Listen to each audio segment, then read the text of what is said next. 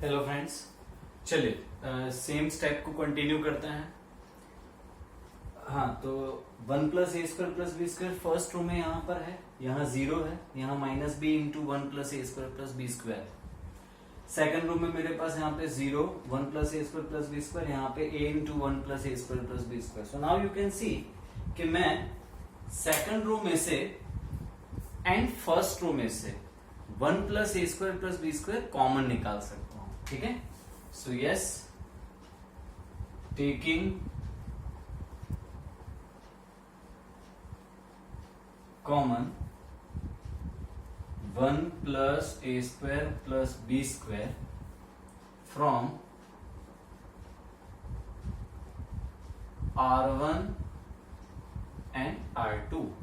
ठीक है, so first and second row में से 1+a² + b² कॉमन निकालने के बाद अब हमें यहां पे मिलेगा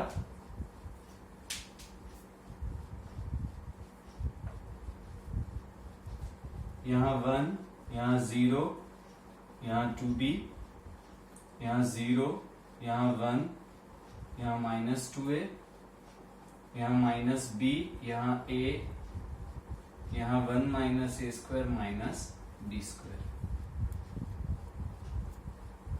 ठीक है, ओके, चलिए। सो एक्सपांड। अब देखिए, अब इसमें इस सम में अब कुछ हो ही नहीं सकता ना, तो अब मैं इसमें सीधा एक्सपांशन पे चला जाऊंगा।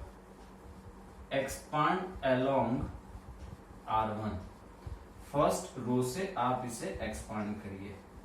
सो 1+a² + b² into first row से अगर जो मैं इसे एक्सपांशन करता हूं तो मुझे मिलेगा 1 इंटू सीधे सीधा क्रॉस मल्टीप्लीकेशन में 1 - a² - b² plus 2a² -2a into a plus 2a²। अच्छा, यहाँ पे मेरे पास 0 है तो वो तो लिखने की जरूरत ही नहीं है। ये टर्म -b है, इसके साथ क्रॉस मल्टीप्लीकेशन में क्या आएगा? 0 इंटू -2a 0, 0 - 2b। ठीक है, so now we have 1+a² + b² the whole square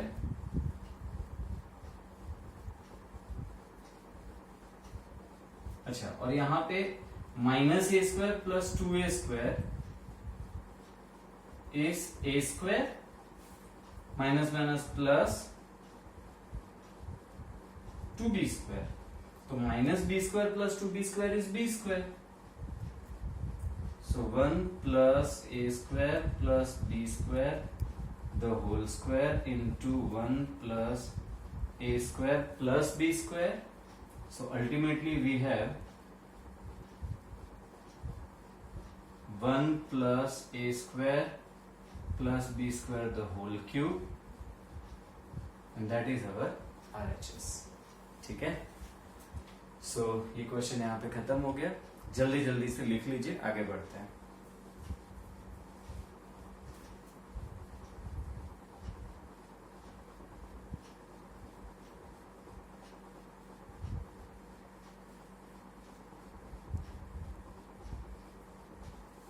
okay, next question which is 14.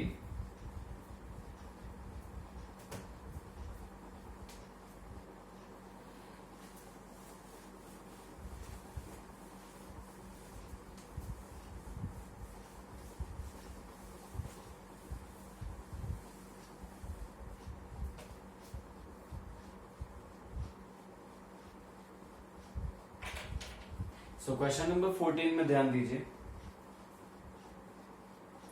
मैं सीधे सीधा LHS लिख रहा हूं।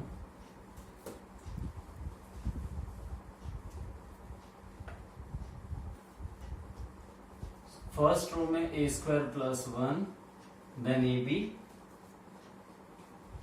Then AC,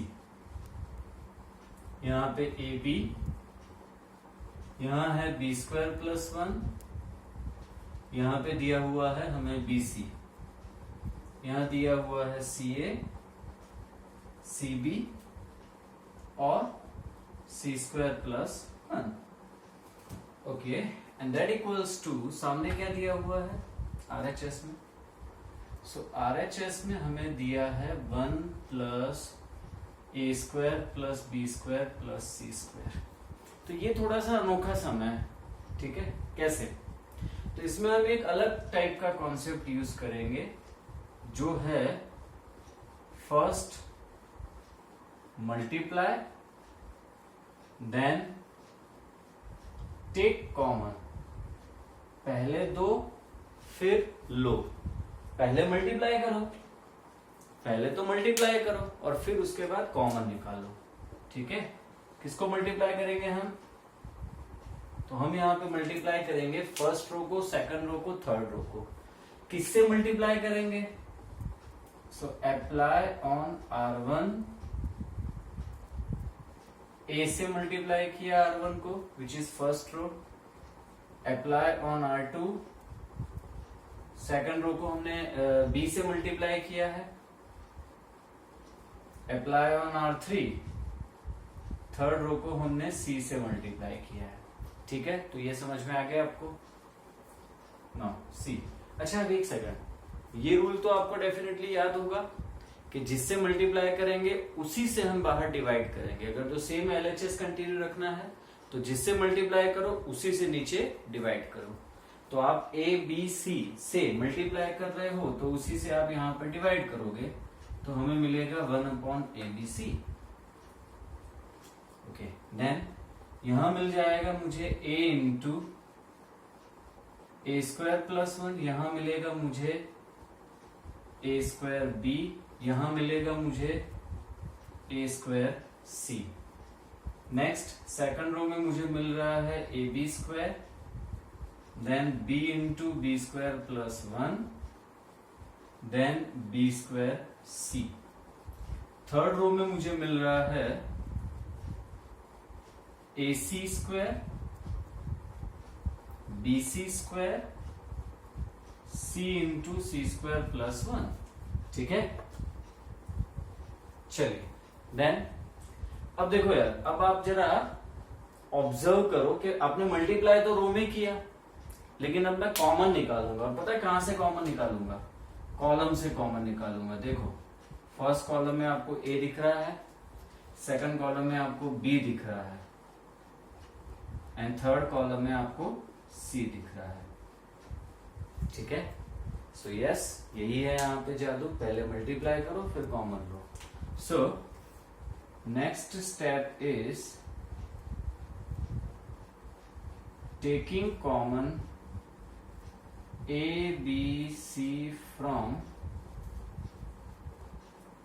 C1, C2, C3 respectively, ठीक है।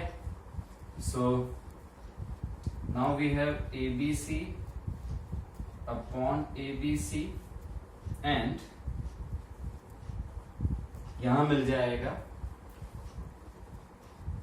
A स्क्वायर प्लस 1, यहां B स्क्वायर, यहां C स्क्वायर, यहां A स्क्वायर, यहां B स्क्वायर प्लस 1 है, यहां पे C स्क्वायर है, यहां पे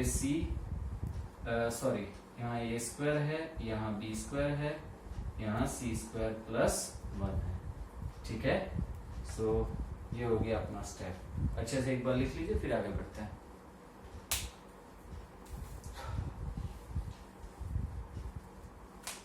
ओके, नाउ ऑब्जर्व इट कि यार A square plus 1 then B square then C square. तो अब ना यहाँ पे क्या हो रहा है कि आप जरा ऑब्जर्व करोगे तो आपको समझ में आएगा कि फर्स्ट सेकंड थर्ड रो अगर जो ऐड हो जा रही है, लाइक मैं सेकंड एंड थर्ड रो को फर्स्ट रो में ऐड कर रहा हूं, तो फर्स्ट रो के एलिमेंट्स मुझे मिल जाएंगे A square plus B square plus C square plus 1। Same यहाँ पे भी A square plus B square plus C square plus 1, same यहाँ पे A square plus B square plus C square plus 1, ठीक है।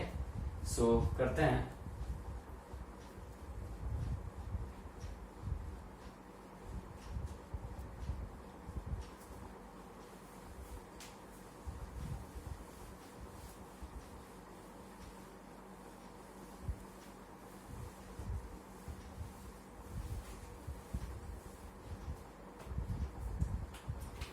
So apply on R1, which is like R1 plus R2 plus R3. So we have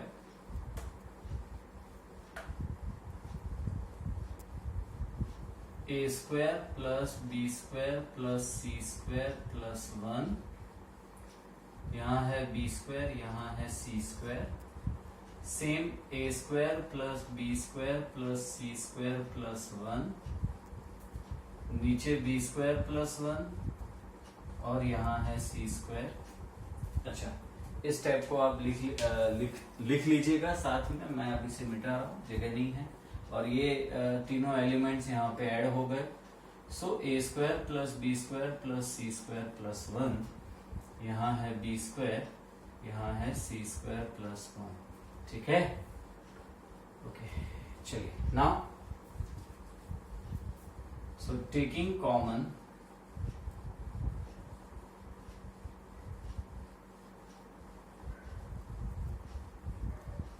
a square plus b square plus c square plus 1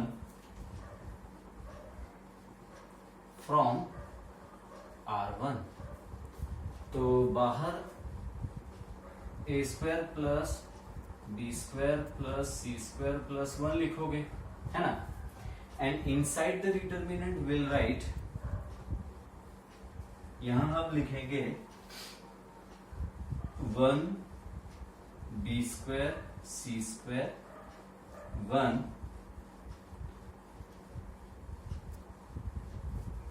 यहां लिखेंगे 1 b square c square plus 1। चलिए, so now we have three ones, in same row, तीन इक्के। और अगर जो तीन इक्के हैं तो इन दो जगह पे, इन दो प्लेसेस पे हम 0 लाएंगे।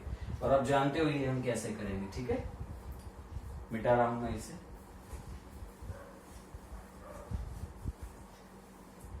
So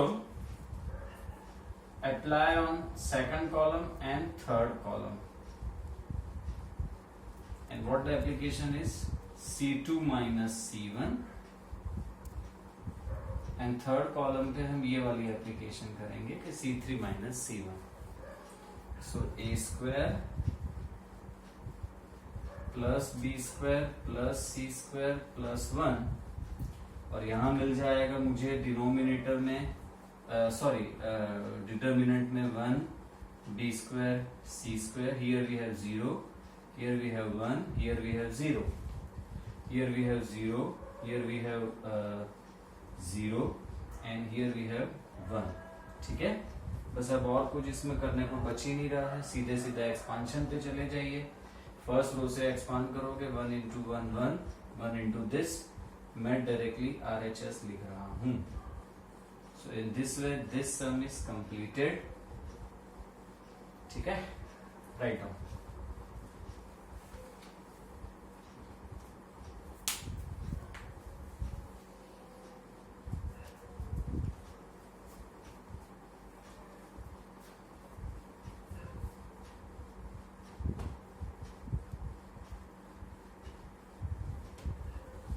ओके, 15-16 MCQ है, लेकिन उसमें से हम कर ही लेते हैं। अभी सेकंड सेशन है हमारा ये, तो definitely will complete 2 remaining sums, so as हमारी एक्सरसाइज भी खत्म हो जाए।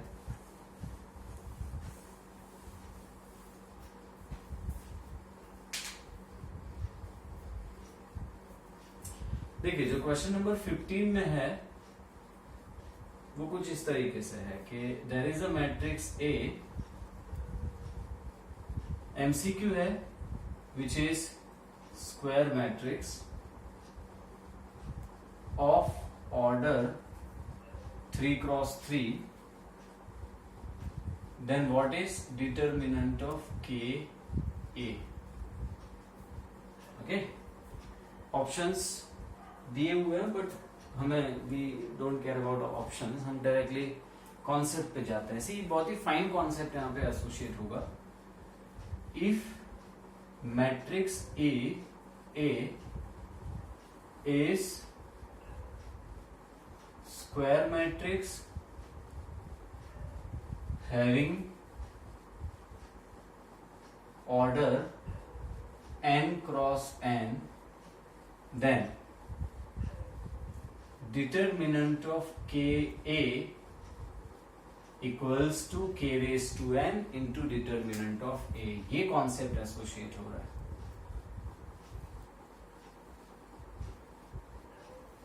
ठीक है.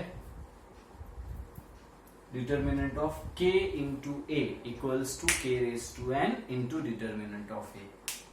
अब मैं अभी फिलहाल 3x3 के लिए ही एक्सप्लेन करूंगा डिटेल में, तो वहीं से आप समझ जाओगे कि n क्रॉस n के लिए भी सेम वे है. तो जैसा 3x3 का एक्सप्लेनेशन है, same explanation n cross n का है. अब वहीं से उसको कंसीडर करोगे. ठीक है. हम क्या कर रहे हैं, पहले तो हम एक मैट्रिक्स A एज्यूम कर रहे हैं. C MCQ है, बट इसमें एक्सप्लेनेशन जरूर से आपको समझना चाहिए, इसलिए हम डिटेल में ही जा रहे हैं. हम एक मैट्रिक्स A ले रहे हैं, A1 A2 A3, B1 B2 B3, C1 C2 C3, है ना. अब इस मैट्रिक्स को आप K से मल्टीप्लाई करो. ठीक है. अच्छा एक सेकंड, उसके भी पहले इसका डिटर्मिनेंट हमें क्या मिलेगा. तो इसका डिटर्मिनेंट है, आप इसको डिटर्मिनेंट में ले लो. So basically determinant is just value associated to matrix. So A1 A2 A3, B1 B2 B3, C1 C2 C3, और इसको हम कहेंगे D. मान लो इसको हम कहेंगे D. सो अब आप क्या करोगे कि इसे K से मल्टीप्लाई करोगे, क्योंकि मुझे यहाँ पे K इंटू A का डिटर्मिनेंट चाहिए ना. So will multiply with K. अब मैट्रिक्स में स्केलर का मल्टीप्लिकेशन का उसूल क्या है, रूल क्या है. रूल ये है कि भाई जब स्केलर वैल्यू मल्टीप्लाई होगी तो वो सभी से मल्टीप्लाई होगी, सारे के सारे एलिमेंट से. 3x3 माने 9 एलिमेंट्स, यहाँ पे 9 एलिमेंट्स हैं, तो वो 9 के 9 के साथ यहाँ पर K मल्टीप्लाई होगा, है ना. So K will multiply with all elements. So KA1, KA2, KA3, KB1, KB2, KB3, KC1, KC2, KC3,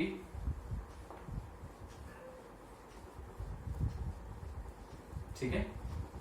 But now when we take determinant of this matrix, तो अब क्या होगा पता है. अब यही मुझे डिटर्मिनेंट में जब मिलेगा, तो वैसे तो कॉन्सेप्ट यहां पे भी सेम है. कौन सा, जो इसके पहले डिस्कस हुआ था कि पहले मल्टीप्लाई करो फिर कॉमन निकालो. तो अब जब मैं यहां पे कॉमन निकालने की बात करता हूं,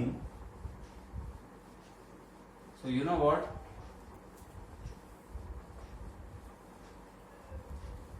डिटर्मिनेंट में फर्क ये पड़ेगा कि डिटर्मिनेंट क्या कहता है, डिटर्मिनेंट कैसे कॉमन निकालना अलाउ करता है. डिटर्मिनेंट ये कहता है कि कॉमन निकालोगे तो हमेशा रो से कॉमन निकालोगे या कॉलम से कॉमन निकालोगे. सभी में से एक साथ तो कॉमन नहीं निकलने वाला है, राइट. जो रूल यहां अप्लाई होगा वही यहां नहीं हो सकता है. ओके. यहाँ पे मल्टीप्लीकेशन एंड टेकिंग कॉमन का सेम रूल है. कॉमन अगर जो निकलेगा तो सभी में से एक साथ निकलेगा, या मल्टीप्लाई होगा तो सभी में एक साथ होगा. यहाँ पे अलग है. डिटर्मिनेंट में क्या है, मल्टीप्लाई करो तो रो को करो, या किसी एक रो को, या किसी एक कॉलम को. तो सेम वे पे मैं यहाँ पे जब कॉमन निकालने के बारे में सोचूंगा, सो मैं क्या करूंगा, कॉमन ऐसे थोड़े निकाल सकता हूं. मैं कॉमन तीनों रो में से मान लीजिए निकालूं, तो पहली रो में से, दूसरी रो में से, तीसरी रो में से. So we have k cube into determinant में A1 A2 A3, B1 B2 B3, C1 C2 C3, and so this is nothing but determinant of A, which is D. तो इसका मतलब आपको समझ में आया.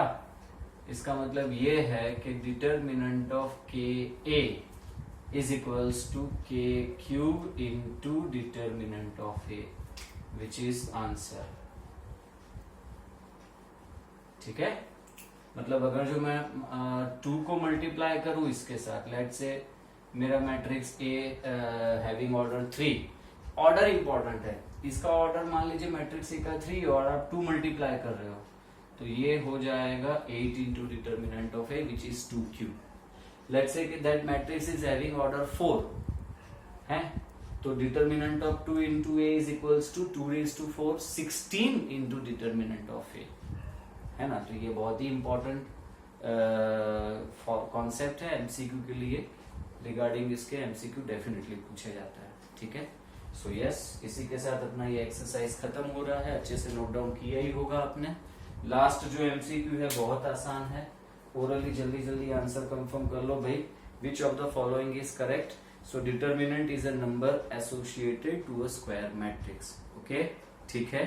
सो इसी के साथ ये एक्सरसाइज खत्म होता है। नेक्स्ट लेक्चर में हम एरिया ऑफ ट्राइंगल वाले कॉन्सेप्ट में चले जाएंगे, ठीक है। चलिए तब तक के लिए बाय, अच्छे से प्रैक्टिस करिएगा।